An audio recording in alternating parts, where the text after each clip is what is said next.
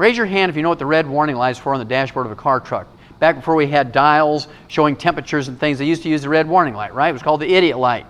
And when that red warning light came on, it meant that your engine was heating up. You didn't have enough coolant or oil, or maybe you broke a fan belt or split a radiator hose. And a reasonable person would pull the vehicle, car, or truck over the side of the road and deal with the problem so you didn't burn the engine up. Even a Mercedes would burn up if you didn't have enough coolant and oil and a fan belt and a radiator hose. Then, of course, the village idiot, that's why they call it the village idiot light or the idiot light. They'd be driving along, they'd see that red warning light come on. They say, I don't have time to deal with this. So they whip out their pliers, they cut the wire of the red warning light, and they keep on driving. Now, even a Mercedes will burn up if it doesn't have oil, coolant, a fan belt, and a radiator hose, right? And so you really have to be the village idiot to do that. Nobody in their right mind would do that to their vehicle. How many of you know what pain is for? Raise your hand if you know what pain is for. That's pretty good. Most of you know that. Pain is the red warning light for your body.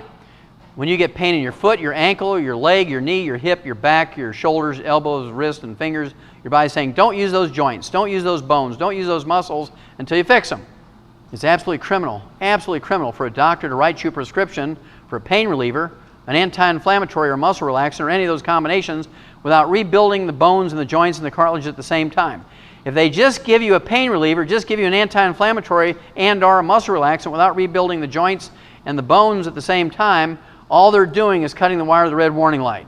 You're going to wear those bones and joints and cartilage out faster and faster and faster. It's actually a negative to be taking painkillers and anti-inflammatories without rebuilding the joints and the bones at the same time. The reason why I say no carbonated drinks, and I've been doing that since 1964, is because carbonated drinks actually will neutralize your stomach acid, and you cannot efficiently absorb minerals, digest protein, or absorb vitamin B12 without stomach acid. You have to have stomach acid, like battery acid.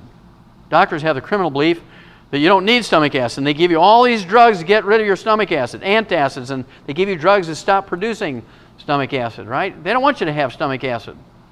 Absolutely criminal. You can't digest food and absorb food without stomach acid.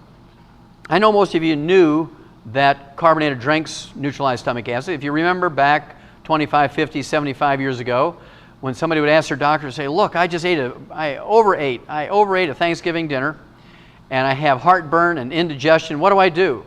And that was before they had Zantac. They say, well, take some 7-Up, drink some ginger ale, drink some club soda, take some sparkling water, because the carbonation will neutralize your stomach acid and give you some relief, and it would. Now, if you do that 3 times a year, drink a carbonated drink 3 times a year for Thanksgiving and Christmas and Easter because you overeat during those holidays, that's okay. You're going to survive. But when you're drinking 2, 3, 4, 5, 6, 8, 10 carbonated drinks a day, you're not going to survive.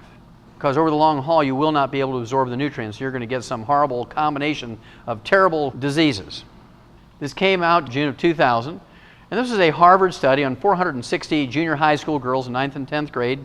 And what they found out was that those junior high school girls who drank 1 non-cola carbonated drink every day, they increased their risk of fractures and osteoporosis as a teenager by 300%.